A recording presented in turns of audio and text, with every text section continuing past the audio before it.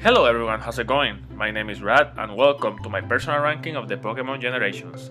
This is actually a very tough ranking to make because in my opinion there's not a single bad Pokemon generation. There are many benefits and drawbacks to every single generation of Pokemon, and deciding which generation is the best out of more than 20 years worth of games is really difficult. So remember that this is just my opinion and feel free to share your personal ranking in the comment section below. Let's jump right into it. Number 8. Generation 6.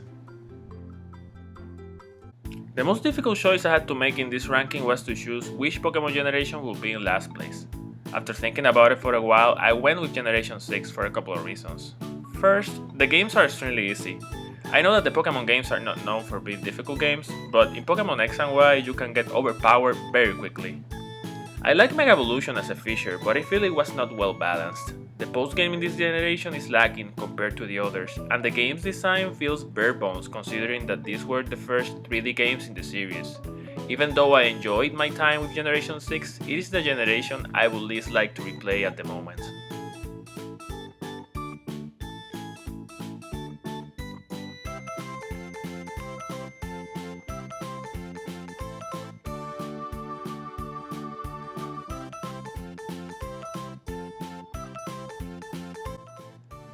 Number 7.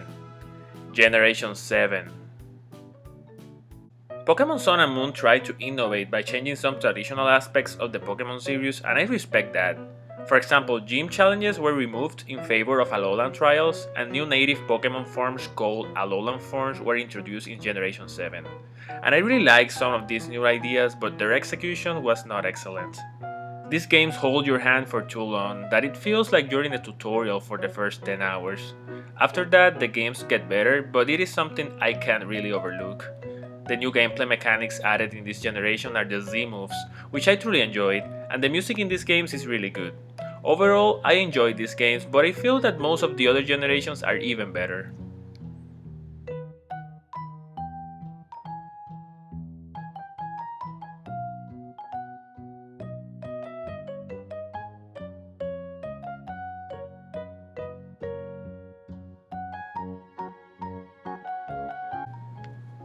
Number 6. Generation 1. I have so much nostalgia for Generation 1 and many fun memories of playing Pokemon Red, Blue, and Yellow with my friends over 20 years ago. Still to this day, Generation 1 has some of the most iconic Pokemons in the series, and that is not changing anytime soon.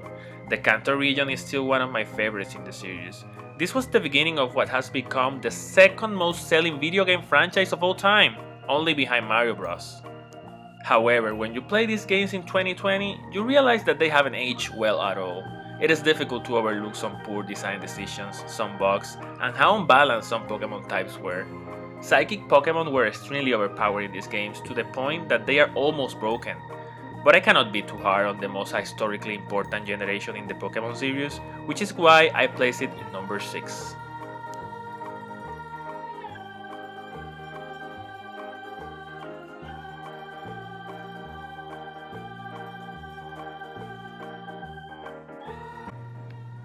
Number 5. Generation 8. Pokemon Sword and Shield are the most recent entries in the series, releasing at the end of 2019, and I had a lot of fun playing them. The games are not perfect by any means, and we will talk about that in a second, but finally having a Pokemon generation in a home console is a big step into the future of the series. The games look better than ever, and they introduce the wild areas, which is easily the best feature added to a Pokemon generation in the recent years. It rewards your exploration with so many Pokemon available to catch since the beginning of the game. But as I mentioned, this generation has some negative aspects as well. The roster was cut to only 400 Pokemon available, lacking over half the total Pokemon that already exist. Also, some animations that were used in the games and some textures are not in the same level with other Nintendo Switch titles.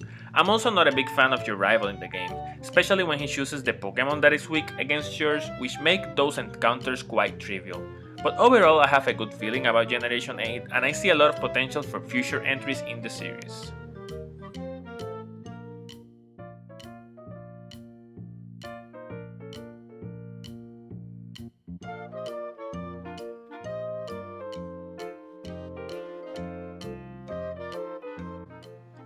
Number 4. Generation 5.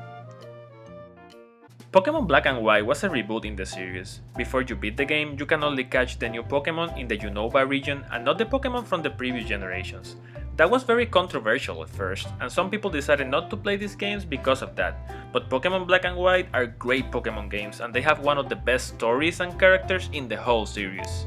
Black and White also added the most new Pokemon to any game in the franchise, giving the player many different options. The gameplay in these games is well polished as well. Generation 5 also included Pokemon Black 2 and White 2, which give you a completely new storyline, better animations, and the Pokemon World Tournament. It is definitely a very solid generation and very recommended Pokemon games.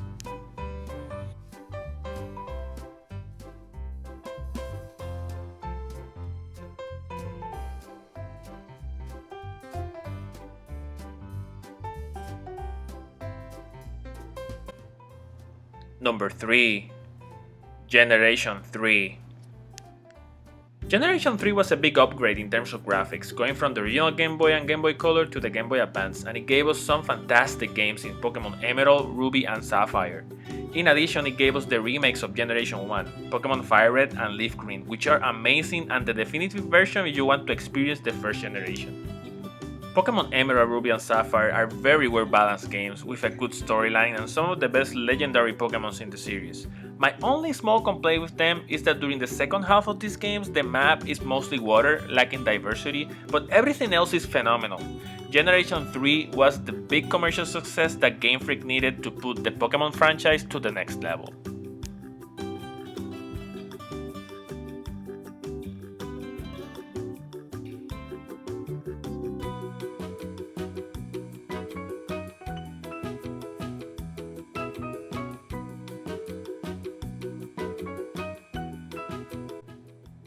Number 2.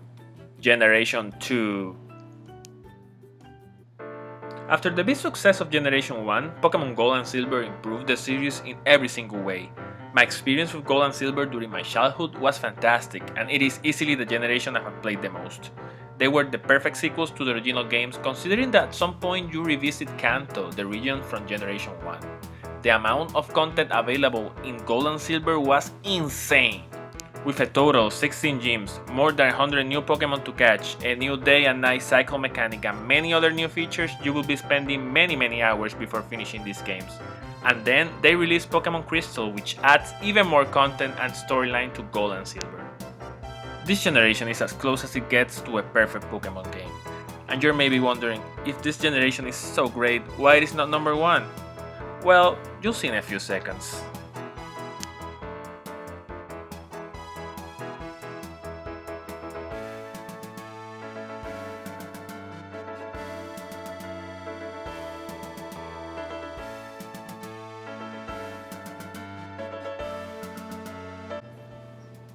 Number 1.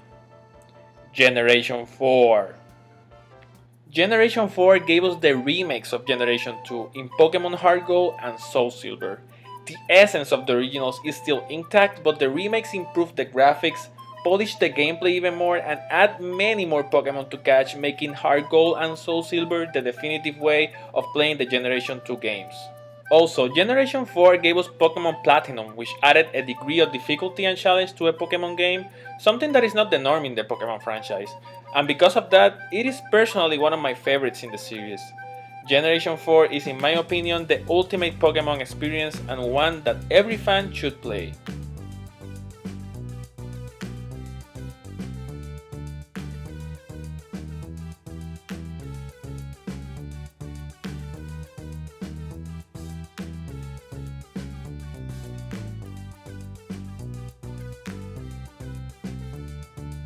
And there you have it, my personal ranking of the Pokemon generations. I hope you enjoyed this video and feel free to leave your personal ranking in the comment section below. If you like this kind of content, don't forget to like the video, subscribe to the channel and share it with your friends. That's all for today. Until next time.